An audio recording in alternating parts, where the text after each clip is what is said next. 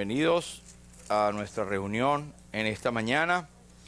Estamos contentos de tenerles acá y también de poder como iglesia alabar el nombre del Señor. Vamos a dar lectura a estos dos versículos que serán los versículos lema. Este es el último domingo para estos versículos. Luego buscaremos otros de los 38.534 versículos que tiene la Biblia, pero así que de aquí a la eternidad vamos a leerlo entonces. Dice así la palabra de Dios en 1 Timoteo capítulo 1, versículos 15 y 17. Palabra fiel y digna de ser recibida por todos, que Cristo Jesús vino al mundo para salvar a los pecadores, de los cuales yo soy el primero. Por tanto, al Rey de los siglos, inmortal, invisible, al único y sabio Dios, sea y gloria por los siglos de los siglos. Amén. Amén. Tenemos un tema que todo el mundo maneja. A nadie se le escapa o nadie ha estado en este mundo sin tener una crisis, ¿verdad? Hay crisis de todo tipo. Ahora le llaman cuando la gente tiene depresión o tiene mucho estrés y dice que tiene crisis existencial, ¿verdad? Pero hay crisis. Crisis precisamente es una palabra que tiene que ver con una etapa de la vida o en un proceso donde se forman algunas circunstancias graves que pueden ser decisivas y pueden ser de vida o de muerte. Así que las crisis las pasa todo el mundo. Y saben que al creyente, una vez que uno tiene la visión que es creyente en Cristo, uno sabe que las crisis tienen un propósito. Son los que en otra palabra llaman pruebas, ¿verdad? Circunstancias, diversas pruebas, como dice el apóstol Pedro. En la Biblia encontramos muchos hombres que tuvieron crisis. Moisés tuvo crisis, dice que no aguantaba más al pueblo. Ya estaba obstinado del pueblo, no lo aguantaba. La rebelión del pueblo, es más, él dijo, Señor, quítame la vida, no aguanto. Y el Señor pudo lidiar con su crisis, pero también en un momento dado cuando José estuvo vendido por sus hermanos allí en Egipto, él tuvo crisis también, pero su fe no flaqueó. El rey David pasó por diversas crisis de las cuales nosotros ahora aprendemos a cómo pasarlas, y ellos mostraron su corazón humano, ¿cómo no? Así que no es una cosa extraña, no es una cosa rara, no es una cosa de otro mundo que uno tenga crisis. Hay un señor que se llamaba John Keble, que fue un inglés que vivió entre los años 1790 y pico y 1870, por allí. Él era un teólogo, un pastor de la iglesia anglicana en Inglaterra. Y él se formó junto con otros en la Universidad de Oxford, y él trajo el movimiento que se llamaba el movimiento de Oxford. Y eso quiere decir, a propósito, la Universidad de Oxford es una de las más antiguas del mundo, tiene cerca de 922 años y es solamente superada por una iglesia por allá en otro País Bajo que llaman, que no es que es bajito. Pero es una universidad sumamente vieja y tiene su fundación en el cristianismo.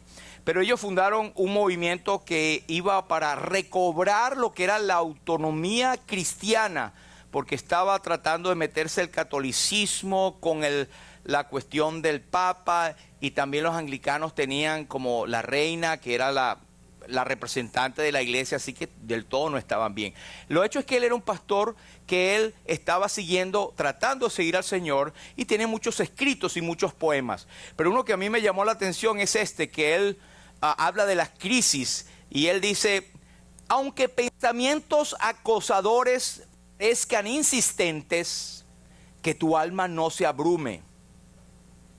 Pronto él sus heridas ha de mostrarte y dirá, por mucho tiempo tu nombre he conocido, conoce tú mi rostro siempre. Es profundo, es casi bíblico.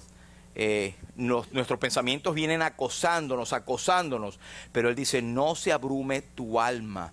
El salmista decía que mi alma está angustiada, decía, ¿cómo dices dentro de mí, mi alma?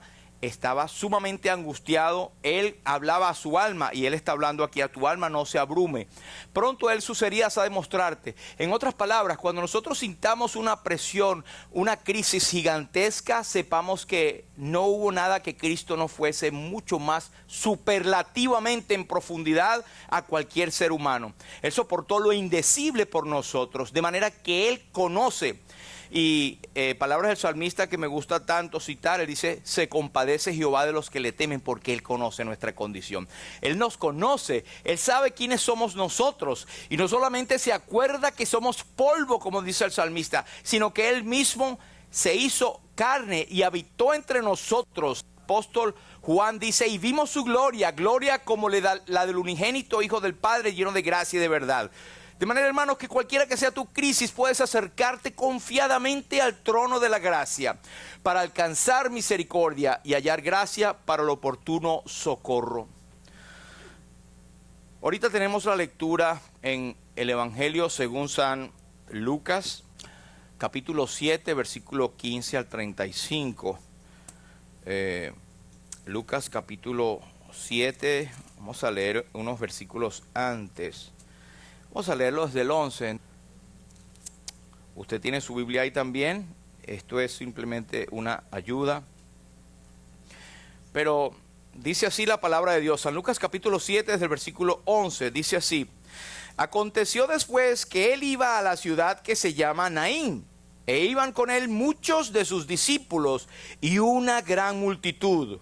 Cuando llegó cerca de la puerta de la ciudad, he aquí que llevaban a enterrar a un difunto, hijo único de su madre, la cual era viuda, y había con ella mucha gente de la ciudad. Y cuando el Señor la vio, se compadeció de ella y le dijo, no llores. Él vio su crisis y el Señor la conoció. Y le dijo, no llores, no solo como un consuelo que nosotros decimos. Y acercándose tocó el féretro, versículo 14, y los que lo llevaban se detuvieron. Y dijo, joven, a ti te digo, levántate. Entonces se incorporó el que había muerto y comenzó a hablar y lo dio a su madre. Y todos tuvieron miedo y glorificaban a Dios diciendo, un gran profeta se ha levantado entre nosotros y Dios ha visitado a su pueblo. Y se extendió la fama de él por toda Judea, por toda la región de alrededor. Los discípulos de Juan le dieron las nuevas de todas estas cosas y llamó Juan a dos de sus discípulos. Y aquí entra Juan, que va a ser el protagonista de lo que vamos a hablar hoy. Sigue el versículo 19. Y los envió a Jesús para preguntarle, ¿eres tú el que había de venir o esperaremos a otros? Cuando pues los hombres vinieron a él, dijeron, Juan el Bautista nos ha enviado a ti para preguntarte, ¿eres tú el que ha de venir o esperaremos a otros? Ellos fueron fieles en su mensaje. En esa misma hora, Jesús sanó a muchos de enfermedades y plagas y de espíritus malos, y a muchos ciegos les dio la vista. Y respondiendo Jesús les dijo, id, haced saber a Juan lo que habéis visto y oído. No fue su opinión. Los ciegos ven, los cojos andan, los leprosos son limpiados, los sordos oyen, los muertos son resucitados, y a los pobres es anunciado el evangelio. Y bienaventurado es aquel que no halle tropiezo en mí. Cuando se fueron los mensajeros de Juan, comenzó a decir de Juan a la gente, ¿qué salisteis a ver al desierto? ¿Una caña sacudida por el viento? Mas, ¿qué salisteis a ver? ¿A un hombre cubierto de vestiduras delicadas? He aquí, los que tienen vestidura preciosa y viven en deleites en los palacios de los reyes están. Mas, ¿qué salisteis a ver? ¿A un profeta? Sí, os digo, y más que un profeta. Este es de quien está escrito, He aquí envío mi mensajero delante de tu faz, el cual preparará tu camino delante de ti. Os digo que entre los nacidos de mujeres no hay mayor profeta que Juan el Bautista, pero el más pequeño en el reino de Dios es mayor que él. Y todo el pueblo y los publicanos, cuando lo oyeron, justificaron a Dios bautizándose con el bautismo de Juan. Mas los fariseos y los intérpretes de la ley desecharon los designios de Dios respecto a sí mismos, no siendo bautizados por Juan. Y dijo el Señor: ¿a qué pues compararé los hombres de esta generación y a qué son semejantes? Semejantes son a los muchachos sentados en la plaza, que dan voces unos a otros y dicen: os tocamos flauta y no bailaste, os endechamos y no llorasteis. Porque vino Juan el Bautista, que ni comía pan ni bebía vino, y decís: demonio tiene. Vino el Hijo del Hombre, que come y bebe, y decís: este es un hombre comilón. Una versión dice glotón y bebedor de vino, amigo de los publicanos y de pecadores. Mas la sabiduría es justificada por todos sus hijos. Hasta aquí. El Señor bendiga su palabra. Es la lectura larga, pero hoy leímos, prefiero hablar 5 palabras, ¿verdad? Y que sea la palabra de Dios la que esté por delante. Bueno, vemos la resurrección del hijo de la viuda de Naín. Ya habíamos hablado en otra ocasión de esto, pero este fue uno de los milagros más impactantes que llegaron a oídos de Juan el Bautista.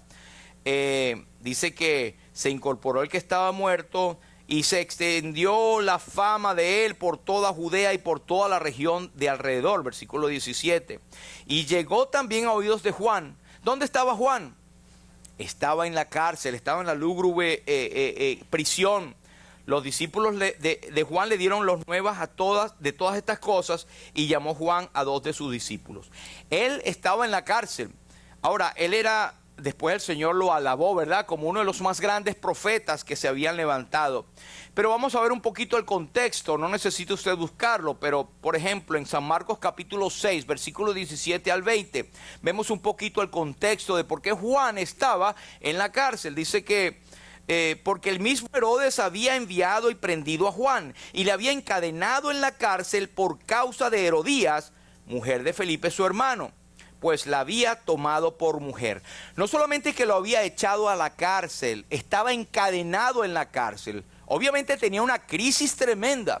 Juan el Bautista había sido como un agente libre, por así decirlo, que había sido movido directamente por el Espíritu de Dios y vivía en el desierto, comía miel silvestre y él se alimentaba no de las cosas comunes que la gente del pueblo hacía. Él vivía en los desiertos y él era directamente alimentado espiritualmente por Dios, haciendo una labor para la cual había sido proféticamente encomendado. En Isaías lo encontramos.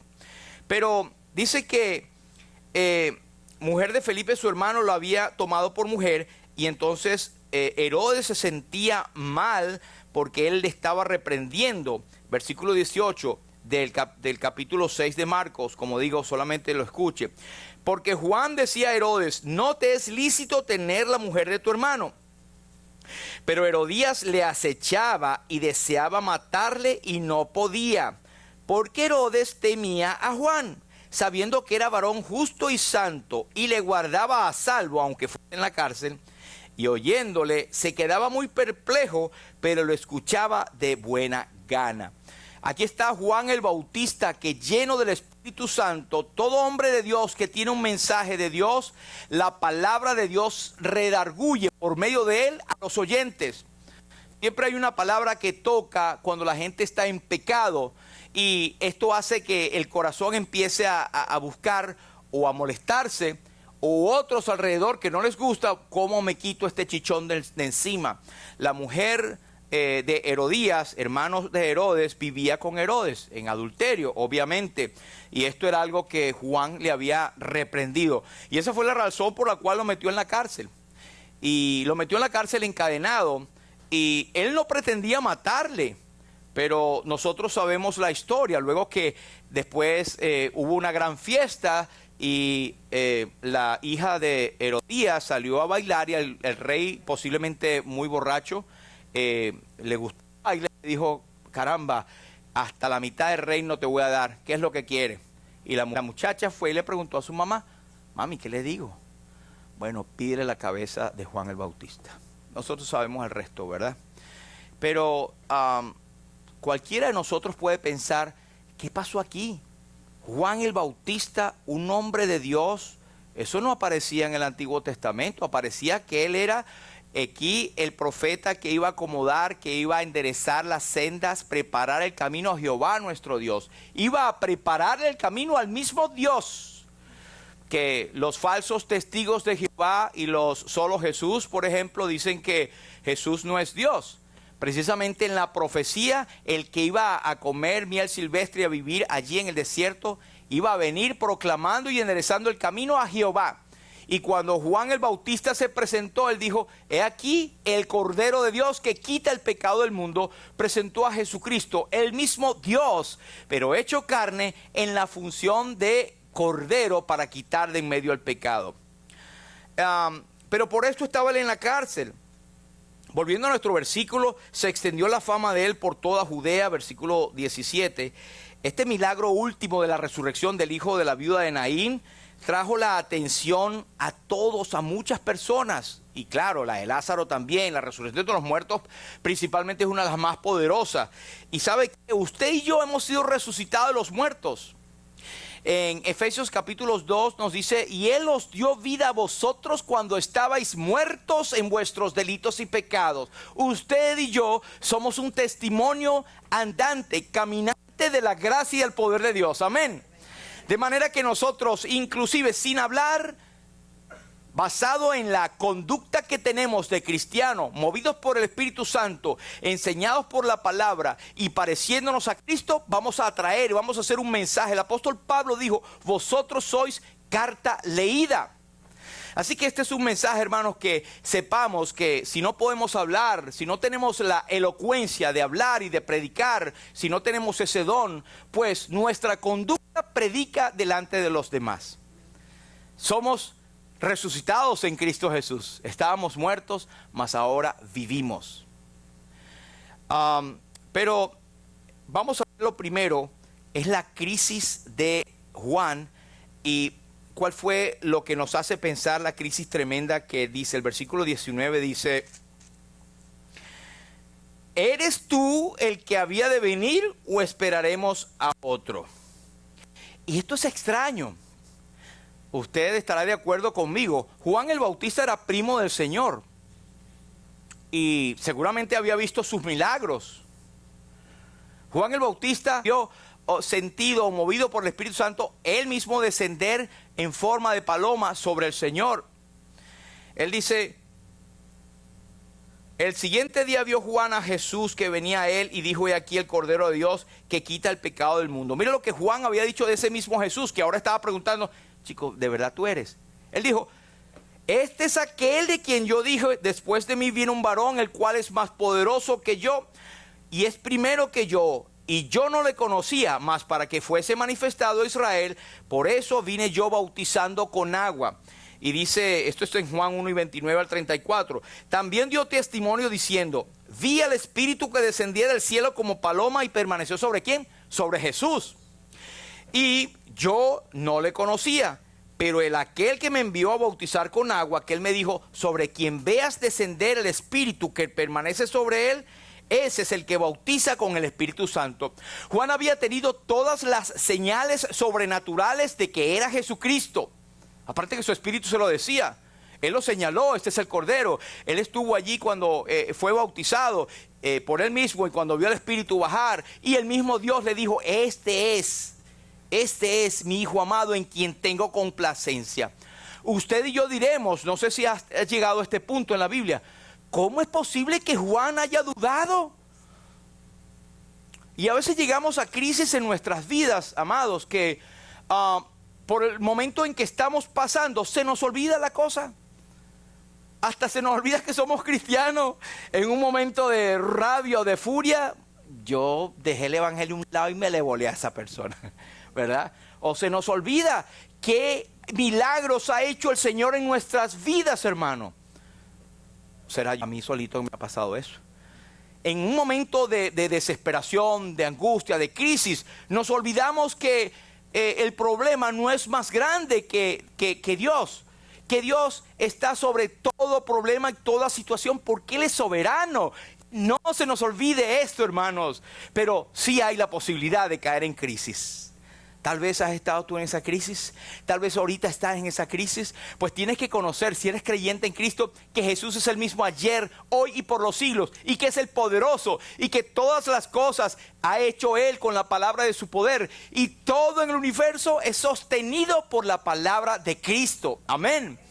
Y Él es nuestro Salvador. ¿Qué más queremos? Estamos en la mano del poderoso Dios. Cualquiera sea tu crisis, no te olvides quién es Jesús. Dios ya te lo ha mostrado y te lo ha mostrado por los milagros que ha hecho en tu vida. Y lo primero es que te ha resucitado, te ha pasado, te ha transferido de las tinieblas a su luz admirable. Te ha trasladado del reino de Satanás al reino de su amado Hijo. Estabas muerto y ahora tienes vida. Ahora no tenías nada y ahora tienes herencia entre los santificados. Antes no te podías acercar a Dios, ahora lo puedes hacer confiado en el trono de la gracia sin temor para alcanzar misericordia y hallar gracia para el oportuno socorro. Este mensaje trae Dios para ti y para mí en esta mañana. ¿Por qué dudamos? ¿Por qué ponemos a un lado el poder del Señor y lo que ha hecho? Es como si nos olvidáramos por un momento de aquel que me amó. Es como si Él estuviera allí y está diciendo: hey, ven acá, voltea, yo soy el mismo Jesús. ¿Por qué temes? ¿Por qué estás en angustias? No te olvides, hermano. No nos olvidemos que estamos en las manos del poderoso Dios y que Él nos ha mostrado quién es Él. Amén. Pero hay una cosa que dice en Lucas 3:7, y esto es una de las, creo yo, lo que trajo la crisis a Juan, es que él predicaba. Decía a las multitudes, Lucas 3:7, que salían para ser bautizadas por él: oh generación de víboras, ¿quién os enseñó a huir de la ira venidera? Y ya también el hacha está puesta a la raíz de los árboles. Por tanto, todo árbol que no da buen fruto se corta y se echa al fuego. En otra parte él dice, él es más poderoso que yo, él os bautizará en Espíritu Santo, que habla del momento en que uno es creyente, el Espíritu Santo viene a morar en nosotros, viene a tomar parte de nosotros, a invadirnos, a cubrirnos completamente, y no por un tiempo, ni es que tenemos que orar después de ser salvos para que venga el Espíritu Santo, ni tenemos que hablar en lengua para saber que tenemos el Espíritu Santo, pero también dice en fuego. Cristo bautizará en fuego también. ¿Cuándo es eso, hermano? El que cree en el Hijo tiene vida eterna, pero el que rehúsa creer en el Hijo no verá la vida, sino que la ira de Dios está sobre él. Y eso será en el gran juicio final. En Apocalipsis nos dice: y vi a los muertos grandes y pequeños de pie ante Dios, y los libros fueron abiertos, y otro libro fue abierto, el cual es el libro de la vida, y fueron juzgados los muertos por las cosas que estaban escritas allí, según sus obras. Una de las obras es haber aceptado a Cristo. Y el que no se halló inscrito en el libro de la vida fue lanzado al lago que arde con fuego y azufre, que es la muerte segunda. El infierno, hermanos. El infierno existe. Como siempre decimos, hay muchas iglesias que ya ni lo predican. El infierno está allí y el Señor habló mucho más del infierno que del mismo cielo. Pero Él va a bautizar a aquellos que, y suena como muy bonito, bautizará, ¿no? Bautizar en fuego es el lago de fuego que hará Jesucristo. Pero ¿cuándo será eso? Para Juan, pienso yo que su percepción era que lo iba a hacer en ese momento, porque Juan veía tanto pecado, fíjate, empezando por uno de los gobernantes, Herodes, y midiendo con la mujer, y aquellos fariseos, aquellos publicanos hipócritas, toda la gente viviendo en pecado. Él decía, bueno, Jesucristo vino a bautizar ahorita en Espíritu Santo, pero también en fuego. Usted le va a caer fuego del cielo. No le decía así, pero uno se imagina. Él pensaba que eso venía allí. Por eso él pregunta, pero ven acá, así en dominicano, ¿tú eres o no eres? ¿Eres el que había de venir o no? Su duda estaba en que él no veía la manifestación de Jesucristo en juicio. ¿Sí me captan el punto? Puede que yo esté equivocado. Sí, pero ¿por qué este libertador todopoderoso permitiría que su precursor se marchitara en una cárcel? Eso era parte de su segunda razón por la cual tenía crisis. Bueno, si tú eres el que bautiza en Espíritu Santo, sobre quien está el Espíritu Santo, el que eres el Hijo de Dios, en el cual el Padre tiene complacencia, y yo estoy preparando el camino a ti porque Dios me lo mandó. Ven acá, yo estoy en la cárcel ahora y estoy aquí como desamparado. Discípulos míos, vayan, pregúntenle al Señor, bueno, ¿eres tú o no? Porque ven acá, muéstrate. Como hombre, tal vez eso era lo que pensaba, hermanos. Eso es algo que uno puede... Las crisis pueden producir que empecemos a dudar del mismo Dios. ¿Están de acuerdo conmigo? Que podamos dudar de nuestro Salvador, que podamos cuestionar al Señor. Es muy fácil decir, es necesario que yo mengüe y Él crezca. Eso es muy sabroso decirlo, porque lo dijo Juan y nosotros lo decimos. Es necesario que nosotros menguemos, en el sentido de que toda la gloria es para el Señor y que nosotros nos vayamos humillando cada vez más. Pero que Juan el Bautista lo dijera, el menguar, hasta estar en la cárcel y estar expuesto a la muerte, eso ya es otra cosa, hermano. Yo creo que ninguno hemos estado allí. Pero la respuesta de Cristo no muestra ningún desagrado contra Juan el Bautista. ¿Sabe por qué? Porque Él conoce nuestra condición. Él sabe, Él tiene un corazón que nos conoce y sabe cómo vamos a actuar y cómo vamos a pensar, y que estamos hechos de una naturaleza primero pecaminoso, una naturaleza inconsistente, un viejo hombre que nos hace dudar, una naturaleza espiritual que si no está bien cuidada, pues se levanta la física, la carnal sobre la espiritual y dudamos. ¿Y por qué caemos, hermanos? Caemos porque nos descuidamos, porque vienen dudas, porque no nos estamos metidos en la palabra de Dios. Todos estamos expuestos a caer, a deslizarnos, a estar en pecado, a dudar. ¿Usted cree que fue lo que le pasó a Pedro? Cuando él dijo, yo no lo conozco, maldición que no lo conozco. Y conocía a su Señor, era su amante Señor. Pero en el momento de la crisis, del acoso, de la presión, se olvidó de todo el mundo. Se olvidó de quién era hijo. Por eso es muy fácil a veces nosotros criticar a los apóstoles. Ese apóstol Pedro, dígame ese hombre. Dígame Santiago diciendo esto. Y mira el otro. Y nosotros. Entonces yo creo que este mensaje es para nosotros. Podemos empezar a cuestionar a Dios. Y yo no sé si tú estás en esa etapa ya. Pero cuidado, hermanos. Afortunadamente la gracia de Dios es infinita. Y Él nos conoce. Y Él le dijo a Juan el Bautista. Bueno, le dijo, id a hacer saber a Juan lo que habéis visto y oído. O sea, no es chisme. No es una opinión. Vean lo que han visto. ¿Qué es lo que habían visto? Bueno, los ciegos ven, los cojos andan, los leprosos son limpiados, los sordos oyen, los muertos son resucitados y los pobres es anunciado el Evangelio. Cuando tengamos dudas, hermanos, del poder del Señor en nuestras vidas, leamos esto. El Señor sigue, el Señor hizo milagros y el Señor sigue haciendo milagros diariamente. Y fíjate que predicar el Evangelio y que la gente se convierta a Dios es parte del milagro. Mira el versículo 22. Los sordos oyen, los muertos son resucitados y a los pobres es anunciado el Evangelio. Parte de los milagros del Señor. El Evangelio todavía es poder de Dios para salvación. Su oído no se ha agravado para oír, ni su brazo se ha cortado para salvación. Y aún en este momento hay oportunidad de salvación para todo aquel que cree. Y también para nosotros una oportunidad de reafirmar nuestra fe en el Señor Jesucristo. Amén. Bueno, Cristo nunca envía a nadie que cuente lo que opina.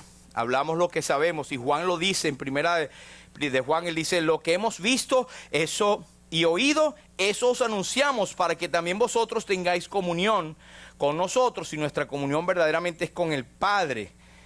Job decía, de oídas te había oído, mas ahora mis ojos te ven. David decía, te alabaré, ¿por qué? Porque formidables, maravillosas son tus obras, estoy maravillado y mi alma lo sabe muy bien. Que eso sea nuestro pensamiento, hermano. Que salgamos de aquí, no como todo, cualquier domingo que oímos y me voy, qué bueno estuvo. Que nos impacte nuestra alma, que haga una señal, que haga una impronta en nuestros corazones y nuestras vidas para vivir cerca del Señor. Número 3. Las crisis pueden originarse, y esto es algo que está allí. Me di cuenta y puede que yo esté equivocado, pero yo creo que las crisis pueden originarse por una interpretación errónea de la revelación profética. Puede turbarnos y hacer presentar un evangelio diferente. No soy nadie para juzgar a Juan el Bautista, por supuesto, pero simplemente una apreciación. ¿Dónde obtuvo su crisis de duda? En que el Señor no estaba haciendo lo que se suponía que debía hacer de acuerdo a la profecía. Es como que Él os bautizará en Espíritu Santo y el fuego no está, yo no lo veo. Eso iba a ocurrir al final de los tiempos, eso se llama escatología. Y hoy en día, hermanos, hay tantas malas interpretaciones y tantos chascos con supuestos maestros evangélicos porque no clarifican, no se meten en ver la sana interpretación de la Biblia, la hermenéutica, la oración, y todo hacen una mezcolanza. Traen al Nuevo Testamento cosas del Viejo. Y recuerden que el Viejo Testamento estaba allí como sombras que se iban cumpliendo. En el Antiguo Testamento, el Nuevo Testamento está escondido en sombras, pero en el Nuevo, el Antiguo es revelado en toda una plenitud que no se sabía. La iglesia ni siquiera estaba en el Antiguo Testamento. Y hay hermanos que interpretan y traen cosas del Antiguo Testamento y mezclan la tierra que fluye oro y miel, la prosperidad que Dios iba a dar a Israel, con los cristianos de hoy en día. Y usted ve que hay iglesias por ahí de la prosperidad. ¿Y dónde están los hermanos? Están llenas esas iglesias ahorita mismo, porque Dios, voy a la iglesia porque me va a dar el pastor o los profetas, me va a dar una bendición. Pero yo voy hasta vender a mi carro, porque mientras yo siembro, el Señor me va a dar. Eso es una falsa doctrina y una herejía y un falso evangelio. Cuando Cristo se paró a leer en Lucas capítulo 4, Él citó Isaías 41, cuando dice, el Espíritu de Jehová está sobre mí. Y en Isaías dice, por cuanto me envió Jehová a predicar, y pone aquí a dar libertad a los cautivos, vista a los ciegos, abrir apertura a las cárceles. Y allá en Isaías dice, a predicar el año agradable al Señor y el día de la venganza de nuestro Dios. Pero Cristo no citó el versículo completo. Él dice, y a predicar el año agradable al Señor. Y dice que ahí se sentó y cerró el libro, porque no era el tiempo de Él. Así que hay muchos ejemplos de malas interpretaciones, se los digo rapidito. Himeneo y Fileto, no le ponga esos nombres ni a sus nietos, pues ni a un enemigo. Himeneo y Fileto, en 1 de Timoteo 1 y 18, dice Pablo a Timoteo, evita profanas y vanas palabrerías porque conducirán más a la impiedad. Y tu palabra carcomerá como gangrena, de los cuales son Himeneo y Fileto, que se desviaron de la verdad diciendo que la resurrección ya se efectuó y trastornan la fe de muchos. Hay muchos hoy en día que creen que la resurrección eso es mentira, que eso ya ocurrió. Otros la mezclan y la ponen por allá lejos, no sé dónde, pero eso desvía y trastorna la fe. Un ejemplo de malas interpretaciones. Después están los mismos saduceos que preguntaron a Jesús en Mateo 22 y 29. En la resurrección, pues, Señor, ¿de quién será esposa esta mujer? Porque tuvo todos los que murieron y después en el cielo. O sea, el Señor le dijo, erráis ignorando las Escrituras. Uno se imagina, y hay gente que dice, no, porque la Biblia dice, no sabe ni dónde está en la Biblia. Y es mentira, son cosas que oye por ahí. Dios ama al pecador, pero aborrece el pecado. Eso no está en la Biblia, ¿sabía? Por ejemplo. Como otra, ayúdate que Dios te ayudará, así dice la Biblia. No está en la Biblia tampoco. Así mucho, y alguna vez vamos a volver a esos. Otro ejemplo, el apóstol Pablo en 1 Corintios capítulo 15, que habla de la resurrección. Él dice en un momento dado, ¿qué harán los que se bautizan por los muertos? O si en ninguna manera los muertos resucitan, porque pues se bautizan por los muertos. No es que él estaba apoyando esa práctica, él decía que había un grupo que se bautizaba por los muertos. Él no decía que estaba bien, pero lo agarraba como ejemplo diciendo, mira, ¿qué harán los que se bautizan por los muertos si no creen que la resurrección es un hecho? Y hoy en día están los señores mormones, iglesias de Jesucristo de los santos de los últimos días, que se bautizan por los muertos. En esto ya estaba leyendo, y usted puede ver. Hay una página que se llama, y es buenísima, se llama familysearch.org. Usted mete ahí el nombre de sus antepasados y le aparece hasta la fotocopia de la prefectura del año 1800 y pico, allá en el pueblito donde se nació. Búsquela. Pero usted sabe, ellos tienen la biblioteca más grande del mundo y sabe que es un servicio público y gratuito. Y yo bajé la partida de nacimiento de mi tatarabuela, es una cosa sorprendente. Pero el asunto es que ellos lo hacen por un motivo religioso, porque ellos se bautizan por los que han muerto. Entonces, para poder tener eso, tiene una data increíblemente grandísima en Utah. aquí en los Estados Unidos. Aprovecha esa parte, ¿ok? Entonces, el 4, las crisis pueden hacer que su nombre sea honrado y tú honrado por el Señor. Y voy apurándome porque el tiempo es oro. El testimonio que Jesús dio del Juan el Bautista nos revienta de gozo y nos hace ver la gracia del Señor. Entonces ya estamos hablando con unos hermanos que nosotros a veces queremos ser más papistas que el Papa, usando un término católico. Queremos ser más santos que la misma Santa Biblia. Queremos juzgar a los demás sin ver que el Señor es gracia. Pero que no se nos olvide, es fuego consumidor, pero que todo aquel que acude a Él tiene perdón. El que confiesa su pecado y se aparta, alcanzará misericordia. Jesús no dijo que Él era un presuntuoso, ni un pantallero que andaba por las calles vestido de lujo, que vivía en mansiones. Él le dio un realce, una honra a Juan el Bautista, porque Juan estaba en la cárcel por honrar el nombre del Señor. Y ahí está lo que dice Deuteronomio: yo honraré a los que me honran. Así que las crisis llevadas honestamente al Señor, al final glorifican su nombre y el Señor te honra. No busques que te honren a ti, solo honra al Señor. Humíllate delante del Señor, porque el altivo Él mira de lejos, pero al humilde Él ensalza. Y eso lo hace el Señor. Por último, una cosa muy buena que hizo Juan fue, ante las dudas, Él no se puso a decir: mira, chico, dime ahí, ¿será que Jesucristo es el Hijo de Dios? Porque yo he visto que Él no se puso a consultar con nadie. Él fue directamente a la fuente.